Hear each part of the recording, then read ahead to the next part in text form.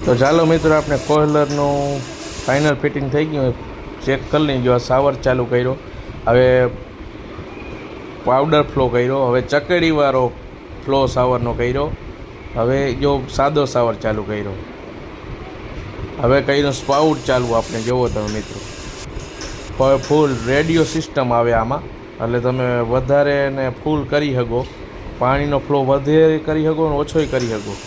હવે આપણે body shower ચાલુ કર્યા. જુઓ મિત્રો, આ ચકેડીયું મારે, ચકેડીયું એમાંય પણ ચકેડીયું મારે. જુઓ તમે જોઈ શકો છો.